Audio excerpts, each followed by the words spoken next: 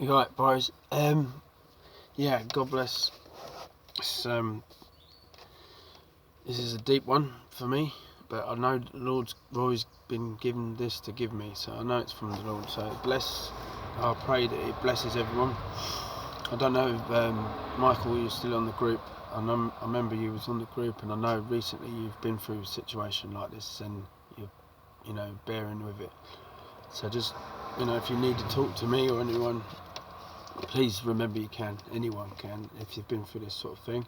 What I'm going to read. But God knows all things. He allows everything for a reason. What's happening? This is in John 4, verse 46 down to 54. So he came. Jesus heals an official's son. So he came again to Cana in Galilee, where he had made water into wine at Capernaum. There was an official whose son was ill. When this man heard that Jesus had come from Judea to Galilee, he went to him and asked him to come down and heal his son, for he was at the point of death, the baby or the son. So Jesus said to him, "Unless you see signs and wonders, you will not believe." The official said to him, "Sir, come down, my child dies." Jesus said to him, "Go, your son will live." The man believed the word that Jesus spoke to him and went on his way. As he was going down, his servants met him and told him that his son was recovering. So he asked them at the hour when he began to get better, and they said to him, "Yesterday at the 7th hour, the fever left him."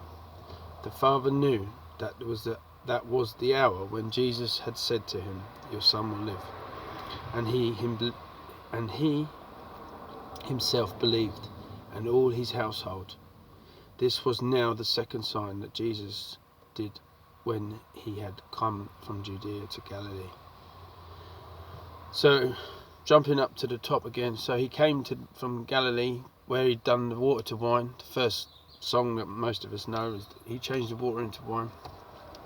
And the first miracle, really, that he was at the time. I won't go into that, but he was saying that he wasn't ready that wasn't his time yet. But his mum had asked him to make wine at the wedding. But back here, that's where they were. So Jesus has come back here again, and he's obviously bumped into this man, and this man's asked him to heal his son. His son was dying. And it's straight away to me, unfortunately, goes, well, not unfortunately, it's everything happens for a reason. For me, this is quite a serious thing. Sorry, boys. Sorry about that. Yeah, for me, it's quite personal. Yeah, I've had 3 children, 3 premature. TJ was my boy, he's 13 now, thank God. And they were saying that he would never live. Rory's wife Sherry and me was friends, and loads of people on this group, Chris Murphy and Jojo, and everyone knew about this, and we was praying for a miracle. We were praying for him to live, and thank God he's alive now. 13 years later, he's fine. Thank God. He's a little bit autistic, but thank God he's 100% in every physical way. He's there. Thank the Lord. And his brain, thank God. And the doctors didn't want to say that, but they did. They must have known it was a miracle, because they didn't think he was going to make it. And then we had another son. Sorry if I'm going into personal stuff, but this really does go deep with me. Unfortunately, he didn't make it. This baby we was told by the doctors that he'd be 100% fine. This doctors never said once there was nothing wrong with this child. When my wife was having scans, she always got special extra scans because we had problems with the first one. So when we had Michael, our baby, he died. He was a stillborn baby. This is 10 years ago now, so he would have been 10. He's buried in Dorking. But he was a big baby. He wasn't a little premature baby. Sometimes a small. TJ was a baby, small. But this baby was a good size, still 6.5 pounds. And he was born, but he didn't make it. and at the same time I nearly lost my wife Jean. She was in intensive care. She lost every pint of blood and everything was going wrong. But when this was happening, I will share with you, even though this is a bit off scripture, but the Lord spoke to me like he has this man. And we was living on a site there at Leatherhead then. We were living in a Tablet trailer. And everything went wrong that evening, obviously. Ambulance come. And Jean's mum and Jean are in the ambulance. Jean was in a very bad way. She was dying, you know. And it wasn't good. She was dying, the baby was dying. And me and her dad followed through in another car.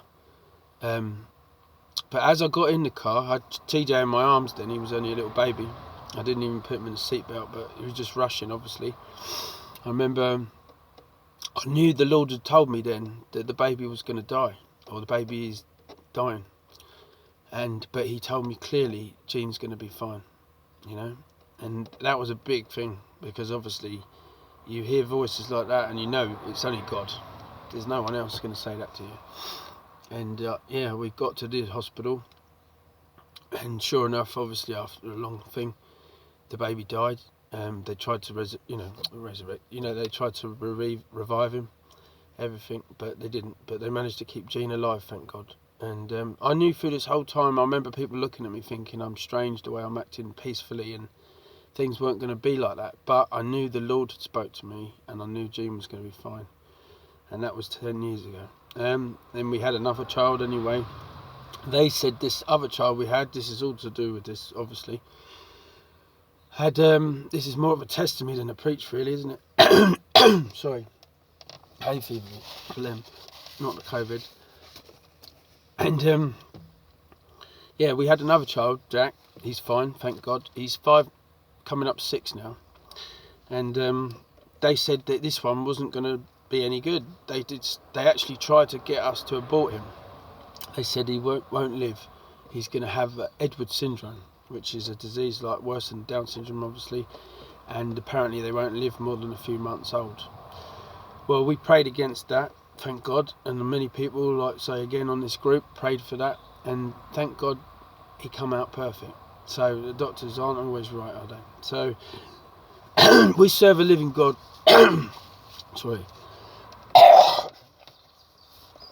Sorry boys, disgusting. We serve a living God that is real. You know, coming back quickly to the scripture, because I've nearly done 10 minutes, I didn't even realise now looking at the time, that we serve a living God, and he is amazing, and he does speak to us. And he told this man to go to Jesus, and he obviously said, you know, your son's going to be healed. At that time he said, your son's going to live.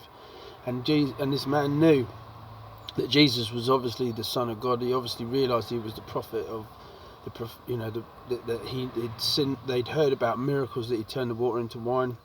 He told the woman at the well at Samaria that, you know, about her life, that she'd had so many husbands, and it was no impossible for her to know that, for Jesus to know that, sorry. But God is amazing, isn't he? He does amazing things. He uses us, like today. He's, you know, I've got in this soul van to just come and talk to you about this, and God's given us strength to share this, that he is real. He's open. He's waiting for us to listen to him.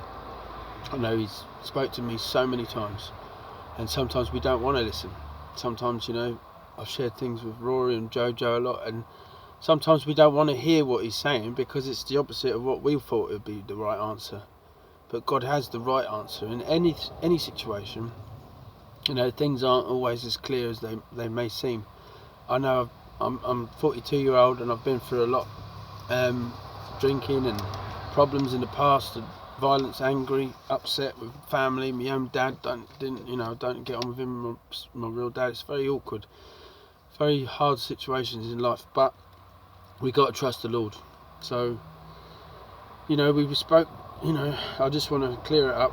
Jesus, he said that the fever left at that 7th hour. You know, how trusting was that God just said, it's done. Do you know what I mean? It's done. And that's what happened. And he had the faith to believe a man, and he got told that man, when he went back to his household, his servant said, yeah, it was on the 7th hour. is trust the Lord, boys, men. On this group, if you're not a Christian, obviously this sounds like almost crazy talk, to just stop and think that God could just talk to you about anything. Well, he can, he does, and he's alive and well today. And God bless you, and I hope this encouraged one of you or two of you more. God bless, and I hope I haven't gone on too much more like a testimony, but God bless.